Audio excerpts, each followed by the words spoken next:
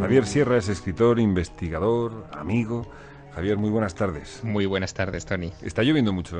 Estás en Málaga porque ya realmente muchos días nos digo, ¿dónde estará hoy Javier Sierra? Estoy en Málaga y aquí luce el sol, así que, bueno, no quiero daros envidia, que sé que en Madrid estáis pasando frío. Sí, bueno, la verdad es que esta mañana hace mucho frío, un poquito de sol, hemos visto durante el día algunos rayos de sol, pero ¿sabes esos días que hace sol, pero hace un frío que pela?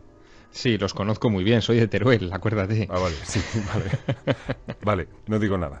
Bueno, leímos hace un par de días que ha reaparecido una vez más, no sé cuántas lleva ya, cuántas reapariciones lleva, Uri Geller, mentalista, ilusionista y célebre doblador de cucharas. Ha reaparecido para ayudar al piloto Lewis Hamilton. Quiere que gane en Japón y así sea campeón del mundo. Vamos a recordar el momento mítico Desde luego. de Uri Geller con José María Íñigo. Año 1975. You see what's happening? The metal is being melted down, Dice que el metal se está fundiendo and soon it's going to become like plastic. y dice que pronto se convertirá en algo así como plástico. Concretamente esta cuchara que tengo en la mano es nueva totalmente y la hemos comprado esta The reason mañana. I'm doing this, stroking the thin part, because it's fast. Yes. Dice que la razón por la cual está Yes, you see, it's becoming plastic. adiós, You see, que está flotando, que it's becoming very, very plastic, and there's no heat. no hay calor, It's breaking also. dice que se va a romper, You see, the metal is being melted down. que se funde el metal. And touch it, there's no heat. Look. Un momento antológico en la historia de la televisión. Toda España estaba pegada a la tele. Javier, ¿tú lo viviste? ¿Tú recuerdas No, este momento? yo era pequeño, luego he visto los vídeos muchas veces de la intervención de Uri Geller y de otras que hizo posteriormente, y la verdad es que no me extraña que el país se paralizara con aquello, ¿no? Fueron miles las llamadas de teléfono que se recibieron en la centralita de Prado del Rey después de esa exhibición de Uri Geller, y entre ellas hubo muchos cientos de personas que, siguiendo las indicaciones de Uri Geller, afirmaron que ellos, sentados en el salón de su casa, viendo la televisión, habían conseguido doblar cucharas. Las cucharas se le habían doblado misteriosamente en las manos, e incluso los relojes del abuelo o relojes que tenían estropeados por casa, pues comenzaron a andar. Lo llamaron el efecto Geller, y durante meses pues casi no se hablaba de otra cosa. En las páginas de los periódicos, de las revistas, Uri Geller se convirtió en una gran celebridad en este país. Y como tú decías, este israelí, que hoy tiene 61 años, pues ha logrado mantenerse en los titulares de medios de comunicación de todo el mundo, y esto último que ha pasado con Lewis Hamilton pues lo demuestra, ¿no? Si quieres te cuento cómo fue el encuentro, ¿no?, entre Hamilton y Geller, porque tiene su cosa. Es que estamos hablando de dos terrenos, la Fórmula 1 con todo lo que conlleva y Uri Geller, doblador de cucharas. Es decir, me parece dos mundos casi en las antípodas que se encuentran. ¿Cómo fue? Pues mira, esto ocurrió en Piccadilly Circus a principios de mes, después de que Lewis Hamilton hiciera un papel desastroso en el Grand Prix de Japón, quedó en 12º lugar. Fue un problemón, ¿no?, para él, y yo creo que le pilló en horas bajas, así que se fue a matar el tiempo a comprar a los grandes almacenes que hay en la zona de Piccadilly Circus, y allí se encontró con Geller. Geller es un tipo con suerte, porque hacía ya meses que no se oía hablar de él, así que aprovechó, se hizo una foto como fan de Lewis Hamilton y le hizo el numerito que le hizo a José María Íñigo en el año 75, le dobló una cuchara allí en medio de la calle, ¿no? Geller siempre lleva una cuchara en el bolsillo. Por si acaso. Sí, por si acaso. Uno nunca sabe cuándo te va a hacer falta. Claro, Hamilton se quedó impresionado. Intercambiaron teléfonos móviles, y desde ese momento, cuando ya Hamilton se fue a China para la siguiente carrera, pues Geller, que como te digo es fan de Hamilton, o sea, así se ha declarado, empezó a mandarle mensajes de energía positiva, dice él, para que pues volviera a situarse como líder mundial de la Fórmula 1. Y oye, la cosa parece que funcionó. Hamilton lo ha contado a la prensa, y este domingo, que es la gran final en Sao Paulo, pues parece que Hamilton se va a concentrar en esas instrucciones psíquicas de Uri Geller para convertirse en campeón de la Fórmula 1, ¿no? ¿Tú crees que realmente esa energía positiva puede influir en...? Que ya sabemos todos de Fórmula 1, lo bueno de la Fórmula 1 es que ya todos podríamos ser mecánicos de cualquier equipo. Sí, Los neumáticos lisos, lo que deben tardar más o menos en repostar, si la cosa está lluviosa se hay que poner intermedios. ¿Tú crees que realmente esa energía positiva puede ayudar de alguna forma a que alguien sea campeón del mundo, en este caso de Fórmula 1? Pues mira, yo no lo creo, Pero debo decirte una cosa, Tony, la biografía, el currículum de Uri Geller en situaciones extremas, en los últimos 30 y tantos años, casi 40 años, es verdaderamente particular. Yo no sé cómo se las ha arreglado este hombre para estar en los momentos clave de la historia, ¿no? Y todo a partir, bueno, pues de empezar a aparecer en las televisiones europeas doblando cucharas, que por cierto, quiero que escuches la voz de una persona que lo siguió después de aquella intervención de José María Íñigo y que desconfió de inmediato. Así que vamos a poner la desconfianza por delante y luego explicamos las cosas que ha hecho. Este señor que quiero que escuches es Ramos Perera, él es presidente de la Sociedad Española de Parapsicología. Yo creo que la única organización en estos años que ha investigado seriamente estas cuestiones en el ámbito de los hispanoparlantes. Y Ramos Perera escribió un libro titulado Uri Geller al descubierto, donde explicaba los métodos que utilizó Geller en aquella sesión con José María Íñigo para doblar cucharas. Él los describe en una doble vía. Si quieres, le escuchamos. Las cucharas se pueden hacer con dos trucos. Hay uno que consiste en que la cuchara se prepara previamente, doblándola repetidas veces, y hay un momento que está a punto de quebrar, pero no quiebra. Con muy poquito movimiento se rompe. Hay otra posibilidad, se trata de distraer la atención para doblarla en un descuido que llaman los ilusionistas de misdirection, de distraer la atención. Entonces, cuando se distrae la atención, se dobla la cuchara y entonces a partir de ahí se hacen todos los movimientos. Yo lo hago con gran maestría, modestia aparte. También, fíjate, Geller no solamente ha doblado cucharillas, para pasmo, y esto sí que no se sabe muy bien el truco, no se conoce muy bien, ha doblado, por ejemplo, llaves de seguridad, es decir, la típica llave de las puertas blindadas, ¿no? que es bastante dura, como todo el mundo sabe. O, por ejemplo, cucharones, grandes cucharones de plata, pues también es capaz de doblarlos, no se sabe muy bien cómo. El caso es que con esto de doblar y doblar y doblar cucharas en espectáculos públicos y en televisiones, pues fíjate, en los años 70, en esa época de Íñigo, terminó Uri Geller nada menos que en el Instituto de Investigaciones de Stanford, en Estados Unidos, sometido al escrutinio de varios científicos. Entre ellos, por ejemplo, estaba Edgar Mitchell. ¿Te acuerdas que hablamos de Edgar Mitchell hace unas semanas, ¿no? Del astronauta. Bueno, pues Edgar Mitchell fue uno de los que pagó el pasaje de Uri Geller desde Israel hasta Nueva York para estas pruebas, y allí en el Instituto de Stanford los sorprendió a todos, no solamente doblando cucharas, sino también con, digamos, pruebas telepáticas. Era capaz de adivinar pues lo que había dibujado Edgar Mitchell en un papel en su casa y se lo había metido en el bolsillo. Y cuando él dibujaba un calco casi gemelo de ese dibujo de Edgar Mitchell, lo superponían el uno al otro, y es que tenían hasta incluso las mismas medidas. Pero Ramos Perera, autor de este libro que te digo, fue el primero que se publicó en El Mundo contra Uri Geller, dice que hasta eso, bueno, pues podía tener una explicación, que podía tener truco. Le escuchamos. ¿Cómo pudo engañar a investigadores serios como Targ y Putov, porque de la Universidad de Stanford? Pudieron ser engañados gracias a que él impuso que en la experiencia que realizó hubiese un compinche suyo, como una excentricidad del dotado, ¿no? Y este era el que les transmitía los datos. ¿Cómo los transmitía? Pues no le habían hecho una radiografía bucal para ver si llevaba un receptor en una muela, que dice uno, bueno, pero ¿cómo es posible? Pues sí, es que no solamente es posible, sino que el que lo inventó, que es Pujarich, que es el manager de Uri Geller, tuvo la vanidad de luego registrarlo en la Oficina de Patentes y Marcas en Estados Unidos, y yo gracias a eso pude rescatarlo.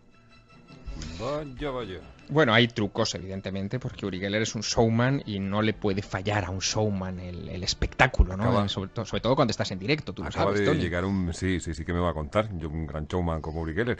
Acaba de llegar un mensaje, Javier, que dice, lo firma un tal Lobato, dice, sé de buena tinta que Fernando Alonso está en conversaciones con Juan Tamariz y Anthony Blake. Que tiemble Hamilton. Pues bueno, que tiemble, pero el caso, fíjate, en este asunto de Geller, que es mucho más complejo que la mera anécdota de de la Fórmula 1 y de lo que está haciendo en estos momentos para aparecer en las páginas de los periódicos, es que, como te decía, ha estado implicado o como testigo, él dice que como actor invisible en algunos de los grandes acontecimientos de la historia reciente del siglo XX, ¿no? Momentos como el que quiero que escuches. Ahora te contaré lo que pasó detrás de este sonido. Reagan y Gorbachev han celebrado por fin el primer encuentro. Les ha servido de escenario un lujoso palacete del siglo XIX a orillas del lago Lehmann, a apenas 10 kilómetros de Ginebra. Allí, frente a las cámaras, a las 10 de la mañana, con un frío glacial y bastante escarcha, Reagan y Gorbachev se estrechaban la mano. Fue una instantánea, una imagen para la historia. Fíjate, Javier, vamos a ver. Acabamos de escuchar la crónica de Radio Nacional contándonos la cumbre en Ginebra, Reagan y Gorbachev, momento histórico. No me digas que estaba allí Uri Geller. Uri Geller estaba allí, sí señor. Y fue llevado allí por el entonces responsable de la Comisión de Relaciones Exteriores de los Estados Unidos, el senador Claiborne Pell, que es un personaje de la historia norteamericana, que quiso contratarlo para que, como allí estaba la cuerda floja si iban a firmar o no el Tratado de Reducción de Armamento y digamos un poco sellar una tregua en la Guerra Fría para que no hubiese tanta fabricación de misiles a uno y otro lado del telón de acero. Bueno, pues como no estaban muy seguros de si Gorbachev iba a firmarlo o no, contrataron a Geller, se lo llevaron a aquella cumbre, lo infiltraron entre los comisionados, aparecen algunas fotografías de la prensa de esos días, y la misión de Geller, agárrate Tony, era bombardear con ese mismo pensamiento positivo que le ha dado ahora a Hamilton al número 2 de Gorbachev, a Yuri Vorontsov, para que firmase el Tratado de Reducción de Armamento y así los norteamericanos, pues consiguieran un éxito diplomático sin precedentes. Vaya tela. Sí, estas cosas pasan, son poco conocidas, pero es un poco la historia oculta que hay detrás de muchos de estos acontecimientos. Bueno, Geller también estuvo, por ejemplo, en la ceremonia de investidura de Jimmy Carter, ahora que estamos en elecciones presidenciales, en enero del 77. Momento. Uri Geller estaría en esa ceremonia, pero hace poco yo sé de dos que estuvieron viendo a Jimmy Carter tocando la armónica. Sí, bueno, pero claro, vamos a ver. O sea, que vale que Uri Geller... En Georgia, en Atlanta, yo sé de dos que estuvieron viendo en un concierto de Willie Nelson. De repente, en mitad del concierto, Javier, créeme, aparece un señor mayor y dice, sí, ¿quién es? Jimmy Carter tocando la armónica, pues créeme. Tengo yo varias sorpresas para ti hoy a ese nivel. Bueno, Uy. una por Jimmy Carter, que bien, me encanta que lo hayáis tenido tan cerca tú, ¿no? Pero fíjate, Jimmy Carter, digamos que a Geller lo infiltraron en esa ceremonia de investidura porque la CIA quería que ese nuevo presidente financiara investigaciones en lo paranormal. Y Jimmy Carter efectivamente destinó ingentes cantidades de dinero durante su presidencia para investigar todo tipo de cuestiones paranormales y crear incluso una división de espías psíquicos, ¿no? Que se financió con dinero público norteamericano. Lo que también os va a sonar mucho a Tom y a ti es que Uri Geller, en estos últimos días, antes de saltar a los titulares por el asunto de Hamilton, ha intentado comprar por eBay la mansión de Elvis Presley, no la de Graceland, la que tuvo inmediatamente antes de Graceland. Como sé que vosotros estuvisteis viendo la mansión de Presley, también. pues que sepáis que Uri Geller también es de los fans de Elvis y de los que, en este caso él compra mansiones. Vosotros no, creo que no habéis apostado todavía. No, espérate, de momento no, pero futuro. bueno. Solo una pregunta sobre Uri Geller y Gorbachev. Uri Geller no es responsable por la mancha en la cabeza de Gorbachev, ¿verdad? No está... No, porque se supone que ya la mancha le venía de largo a Mikhail Gorbachev. Hay fotografías de él como Antes, joven político sí, donde ya aparece con esa mancha, así que no creo que sea por los bombardeos mentales, que es como lo llamaba Geller, a esas actividades. Tú tienes, ¿no? o sea, realmente conoces bien al personaje, no tengo ninguna duda. He estado en su mansión, eso si queréis ¿Has también os estado lo en su cuento. casa? Su mansión. Sí, él... No en casa, ¿eh? No. Mansión. Vamos a ver, mansión, Tom. Él vive a las afueras de Londres, a 40 kilómetros de Londres, en un barrio, vamos a llamar pijo de Londres, llamado Berkshire, en una mansión que llama Sunning Court, que está al lado del Támesis. Él tiene un yate en el Támesis, se llama Paranormal en inglés, allí atracado junto a su mansión. Es una mansión que imita a la Casa Blanca, para que te hagas una idea digamos, de las dimensiones del lugar, y esa mansión él se la pudo comprar ya hace bastantes años porque a raíz de su fama internacional, fíjate lo que son las cosas, el presidente de la compañía minera Río Tinto en Londres, que era un Sir Val Duncan, lo contrató para que utilizara sus poderes paranormales, los aplicara sobre un mapa, pasando las manos encima de un mapa, y marcara en ese mapa dónde podrían encontrar oro, petróleo, diamantes. Bueno, lo contrató y este hombre indicaba dónde tenían que excavar. Se excavaba, se encontraban cosas y Geller se llevó su parte correspondiente. Vaya. Incluso, fíjate, en el año 78 llegó a buscar para el entonces presidente de México, José López Portillo, pozos petrolíferos que hoy en día siguen dando petróleo en ese país. Vale, Así yo que- todo esto lo entiendo más o menos, puedo entender que sí. Pero hay un misterio insondable, aún más insondable, en torno a Uri Geller. ¿Por qué aceptaría una celebridad como él rodar el siguiente anuncio? ¿Veis? Se ha doblado. Y puedo hacerlo con tenedores, barras de metal, pero lo que no volveré a doblar son cucharas. He descubierto algo tan bueno, por lo que vale la pena dejar de hacerlo, los sorbetes y helados menorquina. Javier, si tan bien le va, si tan... ¿Cómo acaba? Que no digo yo, ni mucho menos que Mira, no sea... le gusta... La culpa tiene su representante. Sí, pero le gusta el espectáculo. Su último, digamos, logro es haber puesto en marcha una especie de operación triunfo que se llama The Next Uri Geller, o sea, el próximo Uri Geller, que bueno, es una mezcla de operación triunfo y American Idol, ¿no?